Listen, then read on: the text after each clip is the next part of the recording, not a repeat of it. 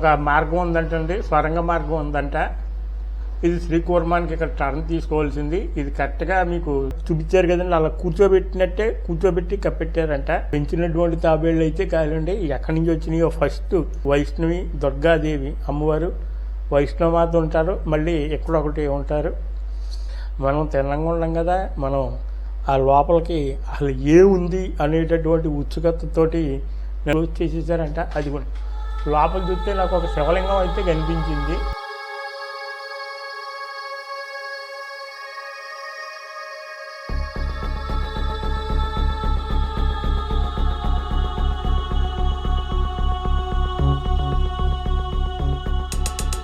Hi friends, welcome to my channel. ఈరోజు present నేను శ్రీకాకుళం నుంచి శ్రీకూర్మం వెళ్తున్నానండి. శ్రీకూర్మం వెళ్ళేటటువంటి దారి ఇది.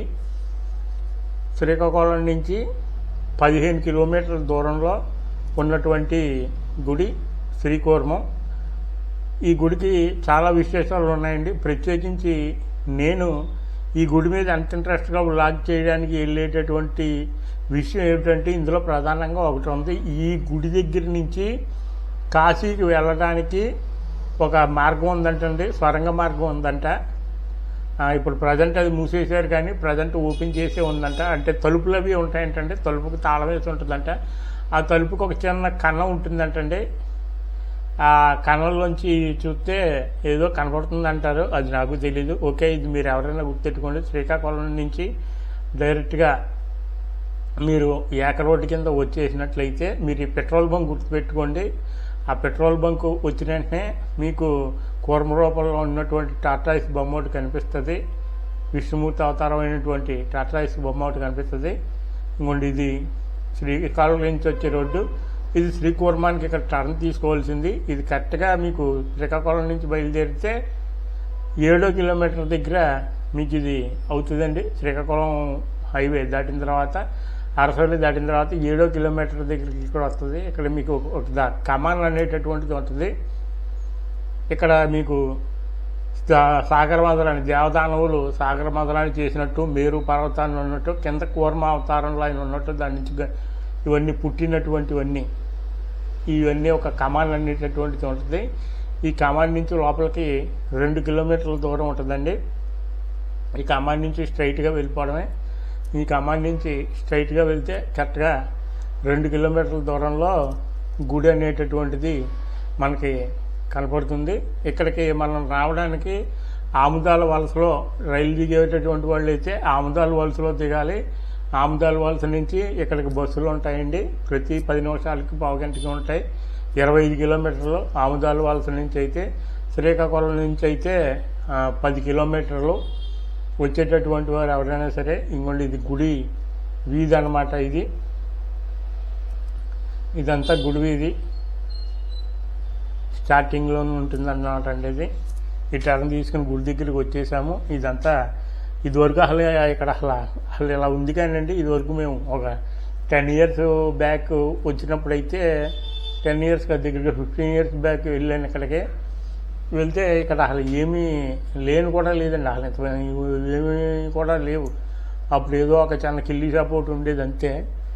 మరి ఎంతలా బాగానే డెవలప్ అయిపోయింది, కానీ ఇదివరకు అయితే ఉండేది కాదు.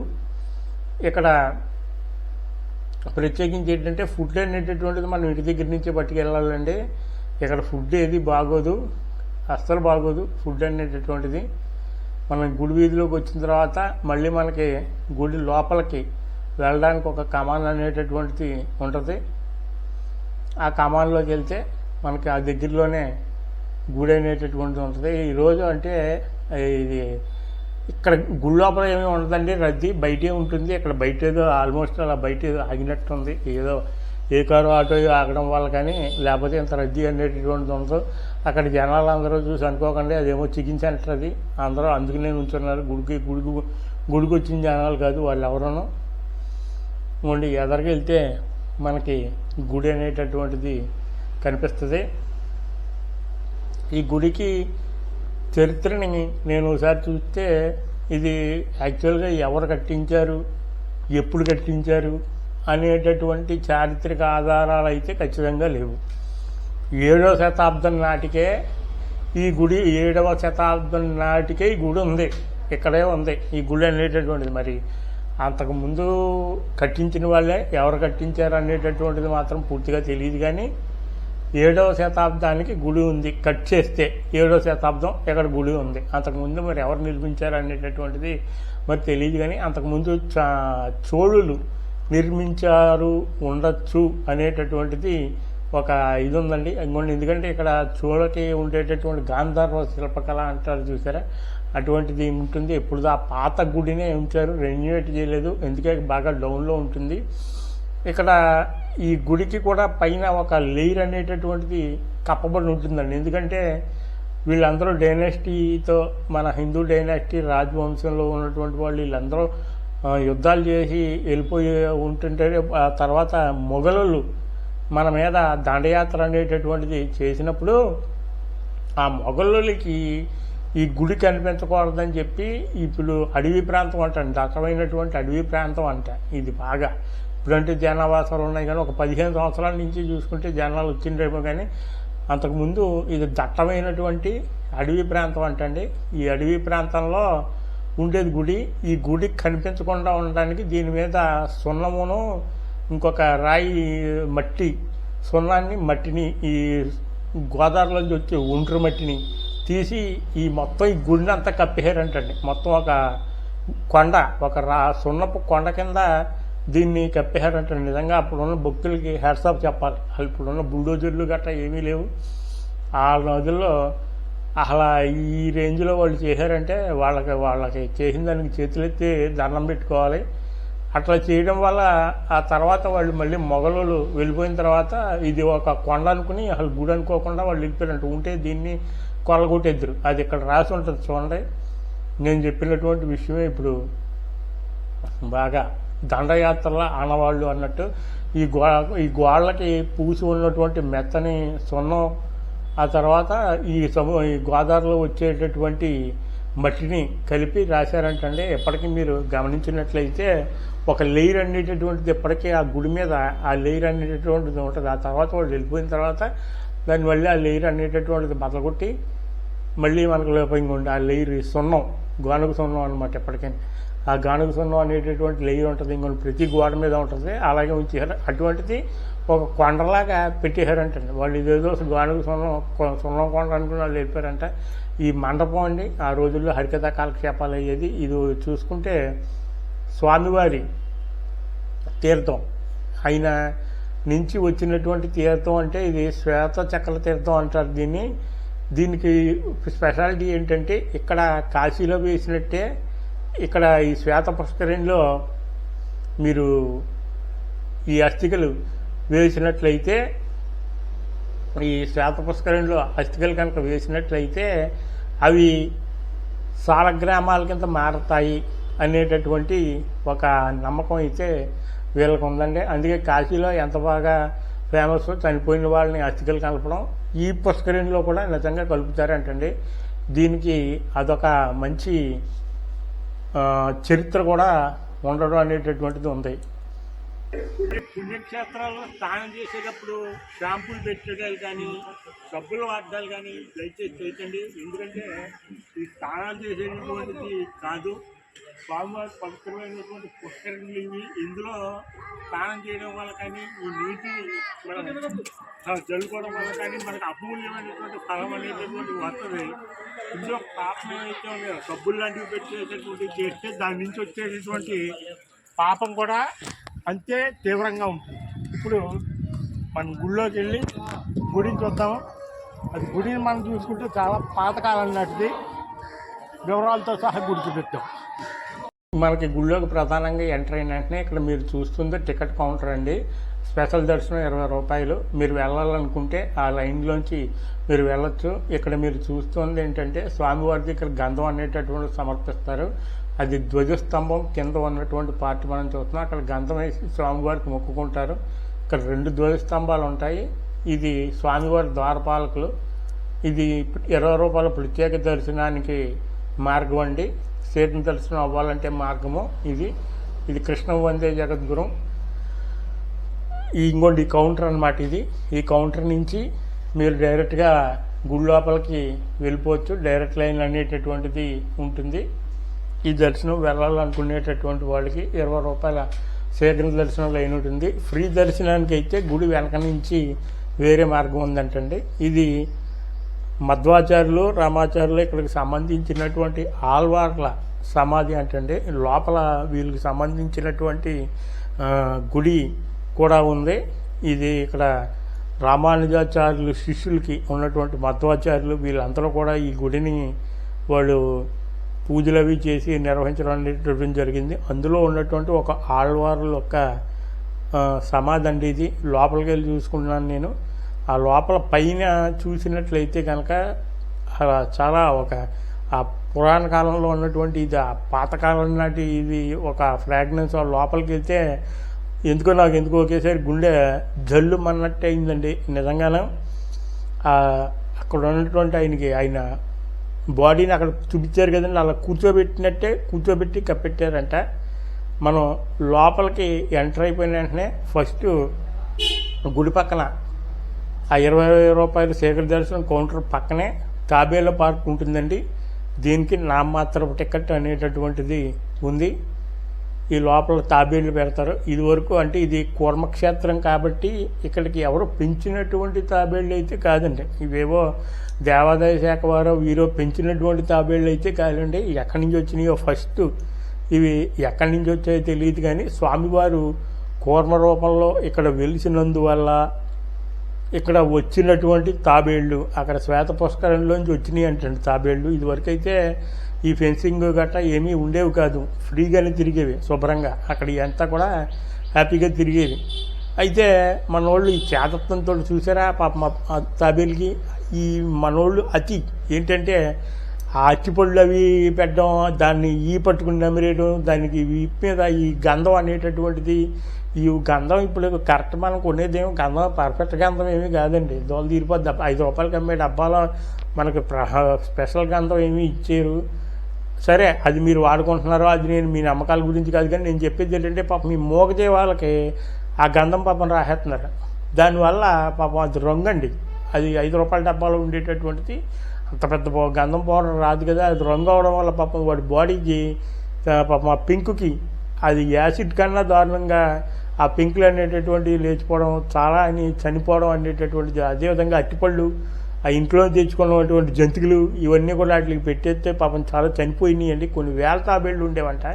ఈ చనిపోయినాయి. వీటి రక్షణ కోసం ఒక పార్క్ అనేటటువంటిది పెట్టి అక్కడ ఆహారం పెట్టద్దు, ఎవరైనా పెట్టేటట్టయితే అనుకోండి అక్కడ డబ్బా పెట్టారు.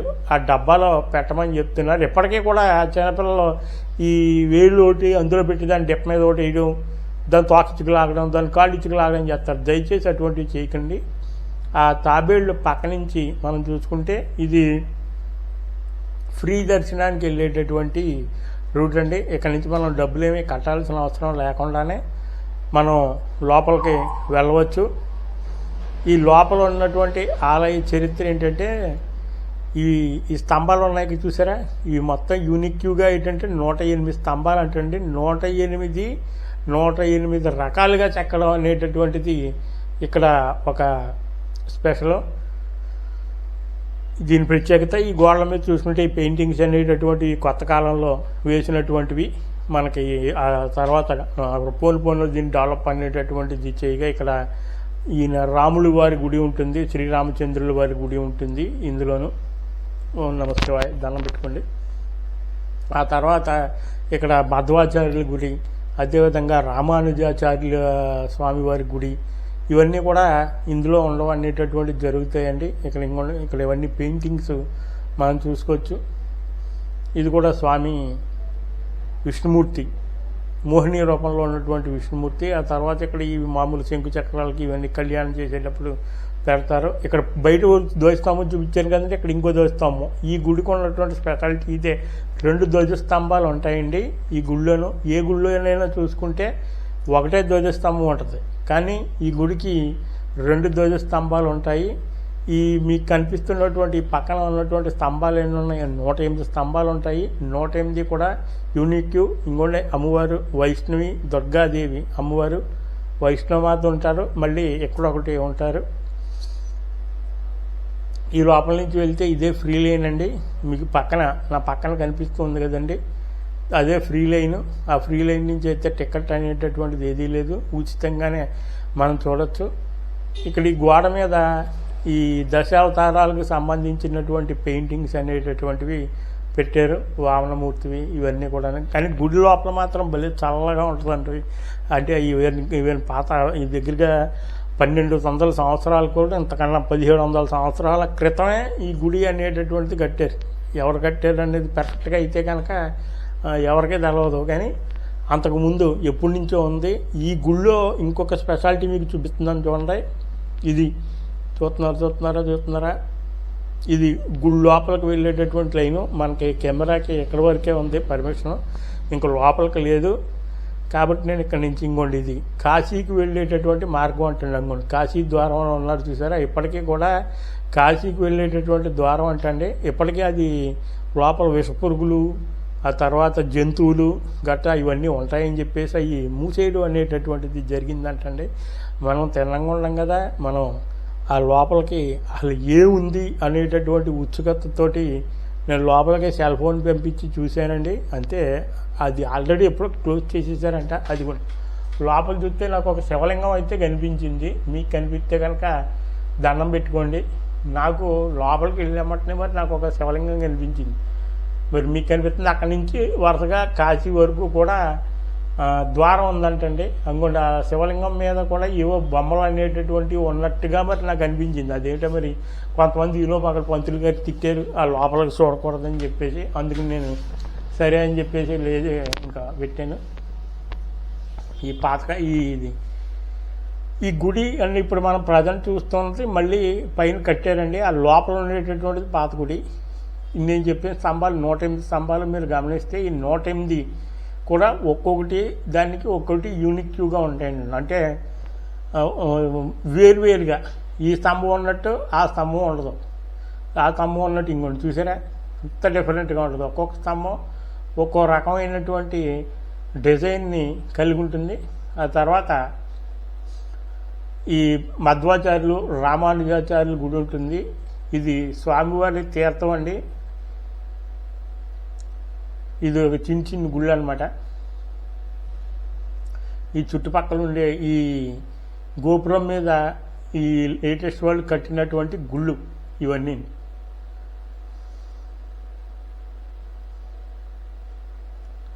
ఇంకోండి, ఇవేంటంటే ఆళ్వార్ల యొక్క గుళ్ళు, మధ్వాచార్యులు, రామానుజాచార్యులు ఉన్నటువంటి గుళ్ళు అంటండి ఇవన్నీ. సన్నిధి, ఆళ్వార్ల సన్నిధి. లోపల మనం ఆళ్వార్లు అనేటటువంటి వాళ్ళని మనం దర్శించుకోవచ్చు. ఆళ్వార్లు అనేవాళ్ళు అడవిలో ఉన్నటువంటి వాళ్ళండి. ఆ పూర్వం ఆ అడవిలో ఉండి చేసినటువంటి వాళ్ళు. అనుకోండి, పెరియ ఆళ్వారు, వీళ్ళందరూ, కులశేఖర ఆళ్వారు, తొండరి ఆళ్వారు, తిరుప్పావ ఆళ్వారు, వీళ్ళందరూ కూడా ఈ గుడికి అప్పట్లో చేసినటువంటి వాళ్ళు. అంటే దాని గురించి నాకు పర్ఫెక్ట్గా తెలియదు. తెలిసినటువంటి వాళ్ళు ఎవరైనా ఉంటే కామెంట్ రూపంలో తెలియజేయండి.